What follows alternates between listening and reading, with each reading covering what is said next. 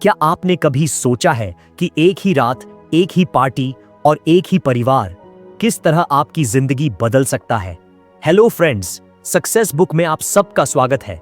दोस्तों, आज हम बात करेंगे atmosphere by Taylor Jenkins Reid की इस किताब में हम ऐसे ही एक तूफानी रात की कहानी में झांकते हैं जो न सिर्फ एक परिवार की परतें खोलती है बल्कि हमें यह सोचने पर मजबूर करती है कि हम कौन हैं और हमारे भीतर कितना कुछ छुपा हुआ है। टेलर जेनकिंस रीड की किताबें अक्सर समय, रिश्तों और पहचान के इर्द गिर्द घूमती है। एटमॉस्फेयर भी इन सभी भावनात्मक धागों को जोड़ती हुई एक ऐसी कहानी बुनती है जो न केवल पढ़ने वाले को बांधे रखती है बल्कि उसके भीतर कुछ हिला भी जाती है।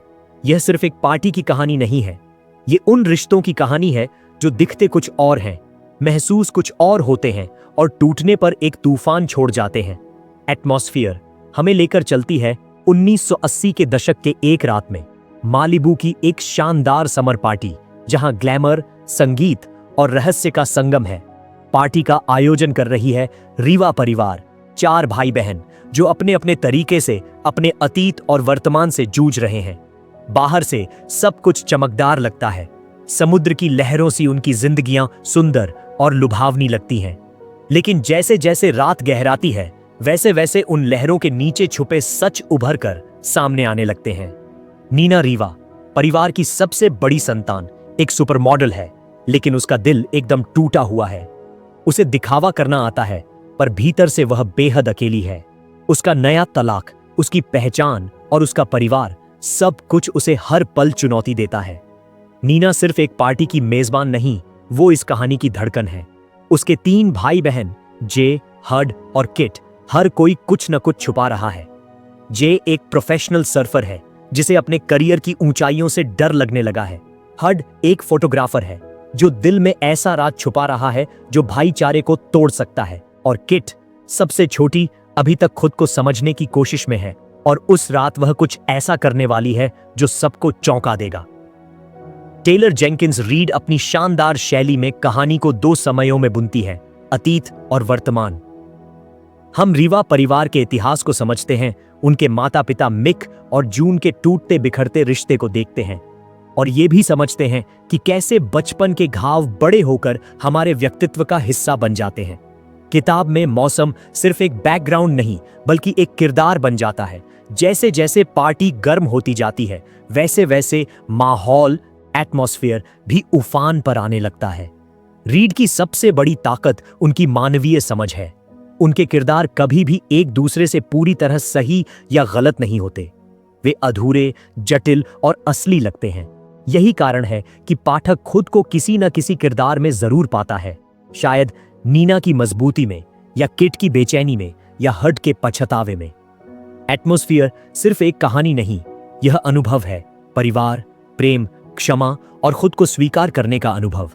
इस कहानी की सबसे अनोखी बात यह है कि इसका सबसे बड़ा मोड़ न कोई हत्या है, न कोई रहस्योद्घाटन, बल्कि इंसानी भावनाओं की गहराई है।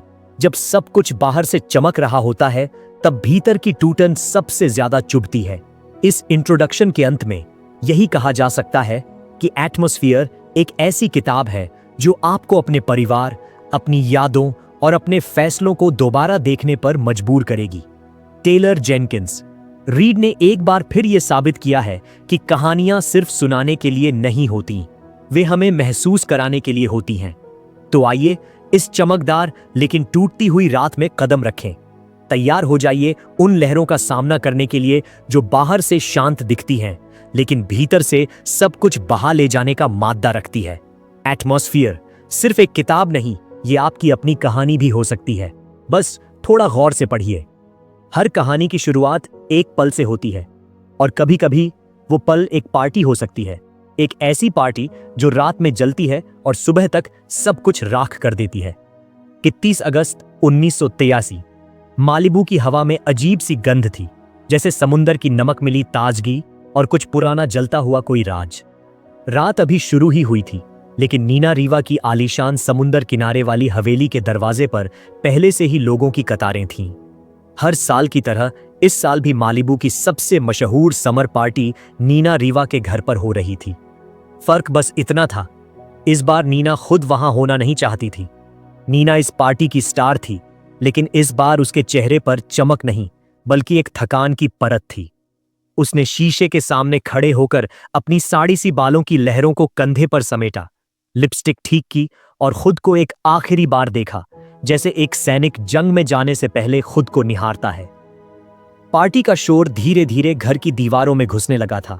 संगीत की बीट्स, लोगों की हंसी, कैमरों की क्लिक, सब कुछ बाहर तेज हो रहा था। लेकिन नीना के भीतर सब शांत था। वो जानती थी कि ये पार्टी, जो सबके लिए बस एक और रात थी, उसके लिए शायद एक अंत की शुरुआत थी। दूसरी ओर जे रीवा, उसका छोटा भाई, पहले ही बीच पर सर्फिंग करके लौटा था। जे एक प्रोफेशनल सर्फर था और मालिबू में उसकी अपनी पहचान थी। लेकिन आज उसकी सांसें तेज थीं, जैसे वो किसी लहर से नहीं, अपने ही डर से लड़कर लौटा हो। उसकी आंखों में कुछ बेचैनी थी, जैसे कोई फैसला ले चुका हो लेकिन उसके असर से डरता हो। हर्ड, परिवार का सबसे शांत और समझदार सदस्य, अपने कैमरे के साथ आया था। हमेशा की तरह वो भीड़ से दूर कोनों में खड़ा होकर लोगों को कैप्चर कर रहा था। लेकिन इस बार उसकी आंखें लेंस पर नहीं, किसी खास पर टिकी थीं। एक ऐसा राज जिसे वो रात भर दिल में दबाए रखेगा, लेकिन आखिरकार बाहर आकर सबको चौंका देगा। किट, सबसे छोटी रीवा, पार्टी की तैयारियों में मस्त थी। उसके लिए यह पार्टी सिर्फ एक फैमिली फंक्शन नहीं थी, यह उसका पल था खुद को साबित करने का। वो अब बच्ची नहीं थी और आज रात वो सबको यह दिखाना चाहती थी, शायद खुद को भी। रात का माहौल जैसे हर पल कुछ कह रहा था। लोग अंदर आते जा रहे थे। हॉलीवुड के एक्टर, सिंगर, मॉडल्स, पत्रकार, फोटोग्राफर, रईसों के बिगड़ैल बच्चे और ऐसे भी जो बस ये देखने आए थे कि रीवा परिवार की चमकती दुनिया कैसी दिखती है। किसी को नीना का दुख नहीं दिख रहा था। सब उसकी मुस्कान की चमक में खोए थे, उसके लहराते बालों में, उसकी आंखों की गहराई में। लेकिन वो जो महसूस कर रही थी, वो कोई नहीं समझ सकता था। एक तलाक के बाद का खालीपन, एक घर की जिम्मेदारी, एक परिवार की नींव जिसे वो अकेले थामे थी। बाहर लहरें उठ रही थीं। समुंदर का पानी चुपचाप किनारों को छू रहा था, जैसे किसी रहस्य की गवाही दे रहा हो। और घर के अंदर जज्बात उफान पर थे। हर रीवा भाई बहन उस रात कुछ लेकर आया था, कोई सच्चाई, कोई झूठ, कोई गलती, कोई उम्मीद। और जैसे जैसे रात गहराती गई, वैसे वैसे वो सब कुछ खुलने लगा, बिखरने लगा। लेकिन उस समय किसी को नहीं पता था कि रात का अंत एक आग होगी, एक असली जलती हुई धधकती आग जो सब कुछ बदल देगी। पार्टी के पहले घंटे में किसी को अंदाजा नहीं था कि रीवा परिवार की दीवारें आज दरकने वाली हैं। कोई नहीं जानता था कि पुराना प्यार, छुपी हुई नफरत, माफी की चाह और टूटे हुए वादे सब आज एक दूसरे से टकराएंगे। और जब सूरज उगेगा, तब जो बचेगा वो सिर्फ राख होगी और यादें। एटमॉस्फेयर की ये शुरुआत हमें बताती है कि रिश्तों की गर्मी कभी कभी आग बन जाती है, और जब वो जलती है तो सिर्फ लकड़ी नहीं, रिश्ते, घर और कभी कभी आत्माएं भी जलती हैं। हर चमकते चेहरों के पीछे एक छुपी हुई कहानी होती है, और हर कहानी की एक रात होती है जब सब कुछ सामने आ जाता है। नीना रसोई में अकेली खड़ी थी। भीड़ अब पूरे घर में फैल चुकी थी। लोग हंस रहे थे, पी रहे थे, झूम रहे थे। लेकिन नीना के लिए यह सब किसी दूसरी दुनिया का हिस्सा था, जैसे वो अपने ही घर में मेहमान हो। उसके सामने किचन काउंटर पर चमकती हुई वाइन की बोतलें रखी थीं, लेकिन उसकी आंखें दीवार पर लगे पुराने कैलेंडर पर टिक गईं। वो तारीखें जिन्हें कोई और नहीं देखता, लेकिन नीना के लिए हर तारीख एक कहानी थी। उसे वो दिन याद आया जब मां अकेली खड़ी होकर रसोई में रो रही थी। जून रीवा बच्चों की मां, एक सिंगल मदर थी और जिंदगी से हमेशा जूझती रही। उसके पास कभी ज्यादा कुछ नहीं था, लेकिन जितना था वो अपने बच्चों के लिए दे दिया। नीना ने वो सब देखा था, कैसे मां ने अपने पति मिक रीवा के बिना पूरे परिवार को संभाला, कैसे उसने अपना गुस्सा, दर्द, थकान सब छुपा लिया, सिर्फ इसलिए कि बच्चे मुस्कुराते रहे। आज नीना उसी रसोई में खड़ी थी, उसी दीवारों के बीच, लेकिन अब वह मां नहीं थी, न ही सिर्फ बहन। वो अब एक जिम्मेदारी थी, एक भार जो हर दिन उसके कंधों पर और भारी होता जा रहा था। उधर जे, हड और किट की आपसी खामोशी अब आवाज में बदलने लगी थी। जे को हड की आंखों में कुछ अजीब दिख रहा था। वो नजरें चुरा रहा था, जैसे कोई चोर। हड के दिल में एक ऐसा राज था जो भाईचारे को तोड़ सकता था। वो जे की एक्स गर्लफ्रेंड के साथ रिश्ते में था। उसने जे से ये बात नहीं कही थी और अब हर पल जैसे उसके सीने पर एक बोझ की तरह चढ़ रहा था। जे को पता नहीं था, लेकिन उसे महसूस हो रहा था कि कुछ गलत है, और ये बेचैनी, ये शक एक तूफान की तरह भीतर उठ रहा था। किट, जो अक्सर अनदेखी रह जाती थी, अब खुद को साबित करना चाहती थी। उसे इस परिवार की सबसे छोटी समझा जाता था, लेकिन आज रात वो पहली बार खुद के लिए कुछ करने वाली थी। वो शराब का पहला घूंट ले चुकी थी, उसकी जिंदगी का पहला। उसकी आंखों में आज पहली बार एक बगावत थी। वो जानती थी कि नीना उसे जज करेगी, लेकिन वो थक चुकी थी हमेशा छोटी बहन बने रहने से। रात और गहरी होती जा रही थी और मालिबू का समुंदर हमेशा की तरह चुपचाप सब देख रहा था। बाहर आंगन में एक जोड़ा झगड़ रहा था। कोई दीवार से टिककर रो रहा था, कोई अकेला बैठा अपने ग्लास को घूर रहा था। पार्टी बाहर से जितनी ग्लैमरस लग रही थी, भीतर से उतनी ही खाली थी। नीना छत पर चली गई। वहां से मालिबू का पूरा नजारा दिखता था। समुंदर की लहरें, चांद की रोशनी और नीचे अपना ही घर जिसमें सैकड़ों अनजाने लोग जश्न मना रहे थे। उसे मिक रीवा की याद आई, उसके पिता, मशहूर गायक, चमकता सितारा, लेकिन दिल से एक खोखला इंसान, जिसने अपने बच्चों को एक नाम तो दिया लेकिन साथ नहीं। वो सोचती रही, क्या वही गलती वो भी दोहरा रही है? क्या वो भी बस एक मजबूत बहन बनकर बाकी भावनाओं को मार रही है? और तभी दरवाजे पर एक दस्तक होती है, एक चेहरा जिसे किसी ने उम्मीद नहीं की थी। मिक रीवा। पार्टी में अचानक सन्नाटा छा जाता है। लोग फुसफुसाने लगते हैं, कैमरे उसकी तरफ मुड़ते हैं, और नीना, उसकी आंखें सख्त हो जाती हैं। वो आदमी जिसने इस परिवार को टूटने दिया, आज इतनी आसानी से लौट आया था, जैसे सालों की गैरहाजिरी को एक मुस्कान से मिटा सकता हो। जे के चेहरे पर गुस्सा था। हड चुपचाप देख रहा था। किट चौंक गई थी, लेकिन नीना, वो बस धीरे से बोली, तुम यहां क्यों आए हो? कभी कभी किसी की वापसी एक और बिखराव की शुरुआत होती है। रीवा परिवार की दीवारें अब सचमुच हिलने लगी थीं, और यह सिर्फ भावनाओं का झटका नहीं था। दूर कहीं किसी ने सिगरेट जलाकर छोड़ दी थी, और वो धीरे धीरे पर्दों को छूने लगी थी। अभी किसी को नहीं पता था कि आग लग चुकी है, लेकिन हर किसी के भीतर कुछ न कुछ जलना शुरू हो चुका था। एटमॉस्फेयर की दूसरी परतें अब खुल रही थीं, और अब कहानी उस मोड़ की तरफ बढ़ रही थी जहां भावनाएं लपटों की तरह उठने वाली थीं। कुछ रिश्ते वक्त के साथ मजबूत होते हैं, और कुछ इतने भरे होते हैं कि हल्का सा स्पर्श भी उन्हें चकनाचूर कर देता है। और उस रात रीवा परिवार की जिंदगी में कुछ ऐसा ही हुआ। घर के दरवाजे पर खड़ा मिक रीवा एक मुस्कुराहट ओढ़े हुए था। वो वही मुस्कान थी जिसे दुनिया लाखों बार स्टेज पर देख चुकी थी, चार्ट बस्टर गानों के बीच, इंटरव्यू में और म्यूजिक वीडियो में। लेकिन आज वो मुस्कान एक बेटी को नहीं भा रही थी। नीना की आंखें उसके चेहरे में कुछ तलाशने की कोशिश कर रही थीं, शायद कोई पछतावा, कोई अफसोस।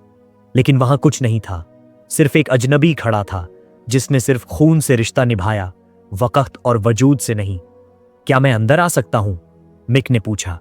नीना ने एक पल को कुछ नहीं कहा, फिर दरवाजे से हटकर बोली, आओ, अगर इतना आसान लगता है। हड ने कमरे के कोने से यह सब देखा। उसके दिल में भी सवाल थे। क्या एक पिता जिसने उन्हें जिंदगी की सबसे जरूरी घड़ियों में अकेला छोड़ दिया, अब दोबारा उनका हिस्सा बन सकता है? जे दरवाजे के पास पहुंचा तो उसकी आंखों में गुस्सा भरा था। अब क्यों आए हो? उसने पूछा। मिक ने धीरे से जवाब दिया, क्योंकि अब समझ में आया कि क्या खो दिया था। जे हंस दिया।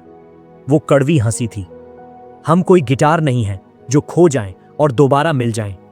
हम लोग हैं जिनके साथ तुम्हारा होना जरूरी था, तब जब हम टूट रहे थे। किट कुछ नहीं बोली। वो बस देख रही थी उस इंसान को जिसने उसके बचपन में खालीपन छोड़ दिया था। घर में पहली बार पार्टी की आवाजों से ज्यादा भारी खामोशी थी।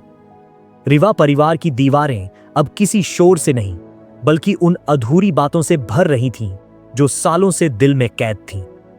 नीना ने अपनी जगह संभाली। वो हमेशा की तरह सबको जोड़ने वाली बनी रही।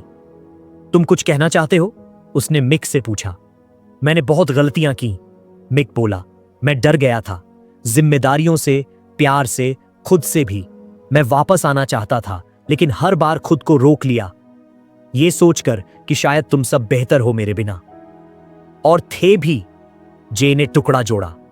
मिक ने जे की तरफ देखा, फिर धीरे धीरे सबको, एक एक चेहरा जिसमें उसकी अपनी झलक थी, लेकिन साथ ही वो दूरी भी जो सालों ने बना दी थी। अब क्या चाहिए?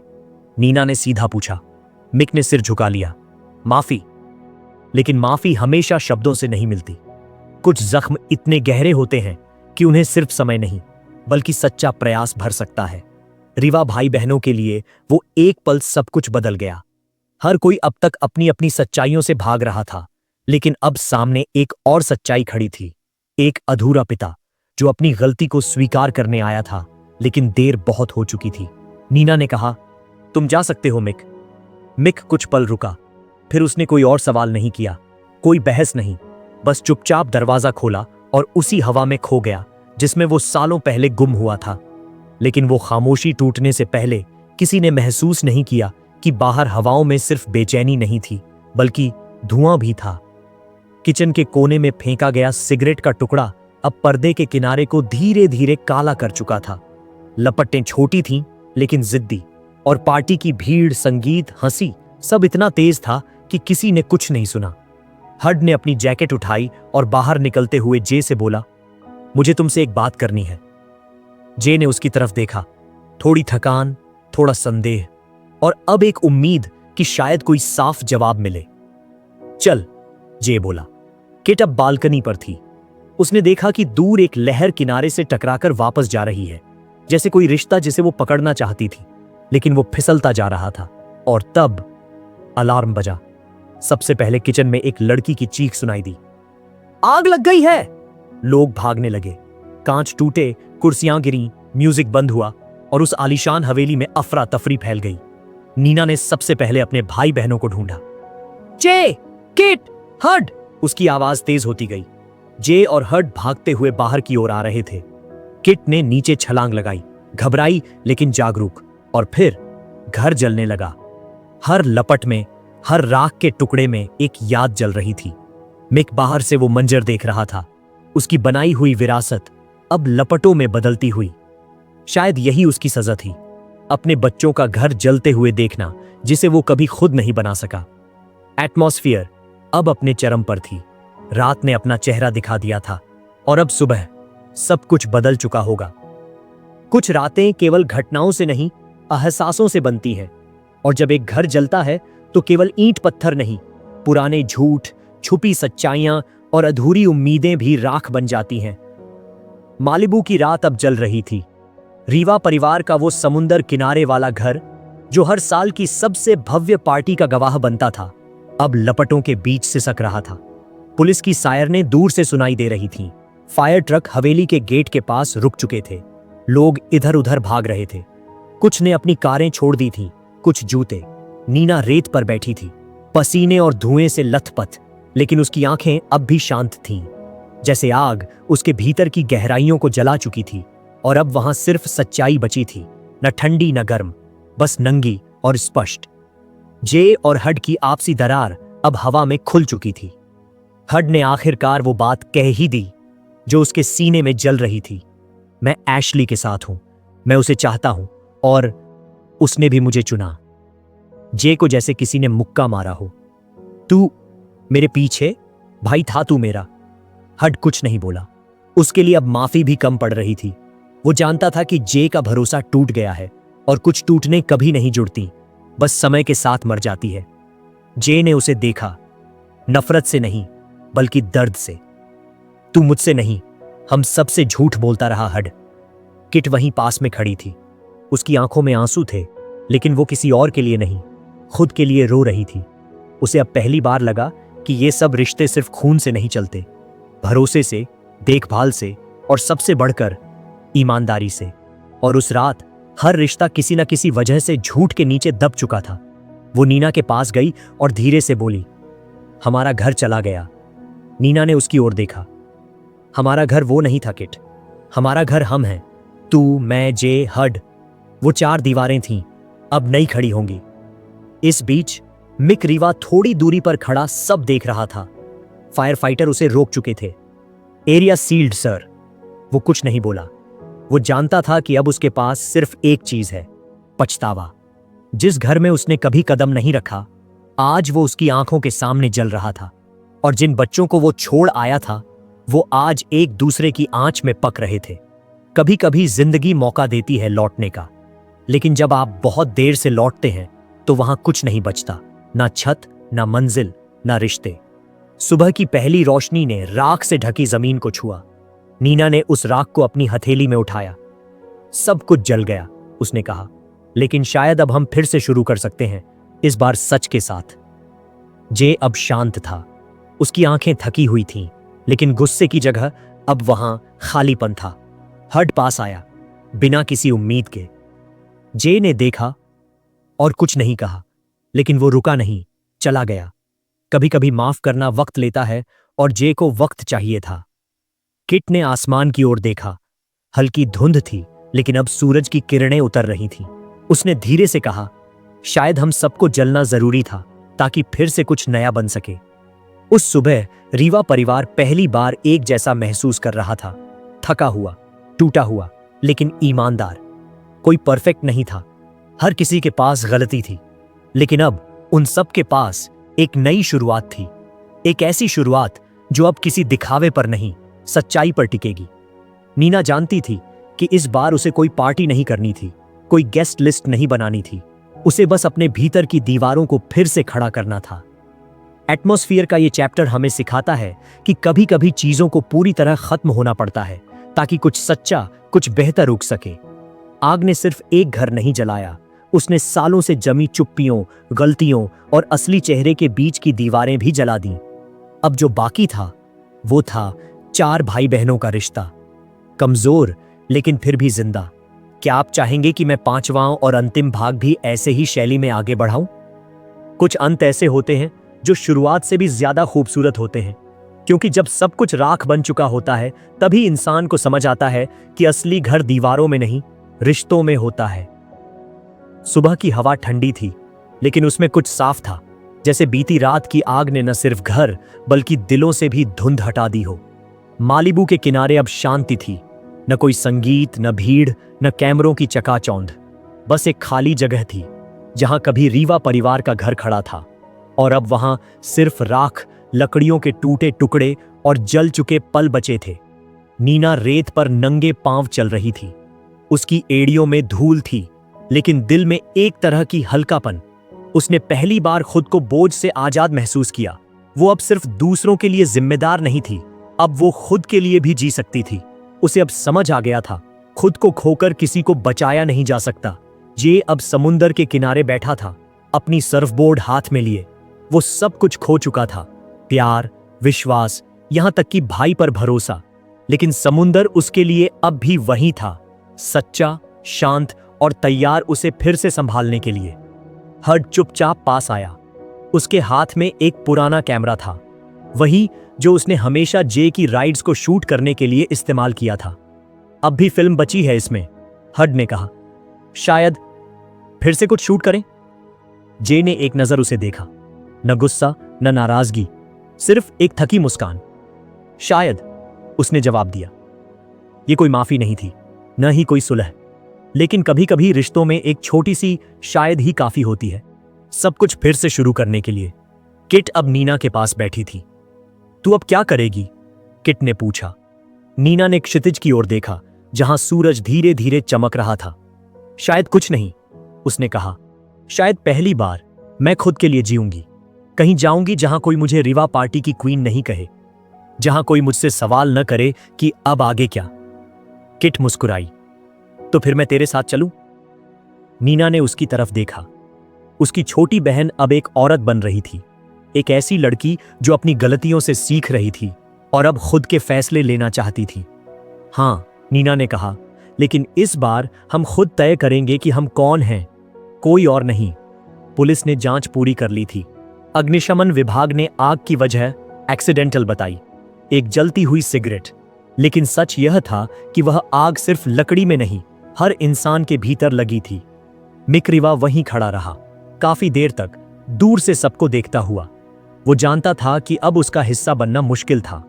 उसे कोई अलविदा नहीं कह रहा था, न ही कोई उसे रोक रहा था, और शायद यही उसकी सबसे बड़ी सजा थी, वजूद का होना लेकिन रिश्तों से गायब रहना। वो मुड़ा, अपनी कार की ओर गया और बिना पीछे देखे चला गया। रीवा बच्चों ने उसे जाते देखा, लेकिन किसी ने कुछ नहीं कहा। कभी कभी चुप्पी ही आखिरी शब्द होती है। दोपहर होते होते चारों भाई बहन एक साथ बैठे थे, पहली बार बिना किसी मुखौटे के। कोई परफेक्ट नहीं था, हर किसी ने गलती की थी, हर किसी का कोई दर्द था, लेकिन आज वो सब एक दूसरे के सामने वैसे ही थे जैसे वे सच में हैं, कच्चे, टूटे, लेकिन एक परिवार। नीना ने अपनी जेब से एक छोटी सी सीप निकाली। बचपन में वह इसे हमेशा समुद्र किनारे से चुनकर लाती थी। ये हमारी आखिरी पार्टी थी, उसने कहा। तो अगली कब? किट ने पूछा। नीना हंसी। शायद फिर कभी, लेकिन इस बार वो सिर्फ हमारे लिए होगी, बिना कैमरे, बिना लोगों के, सिर्फ सच्चाई के साथ। कहते हैं जब कुछ खत्म होता है तभी असली शुरुआत होती है। मालिबू की हवाओं ने उस राख को धीरे धीरे उड़ा दिया।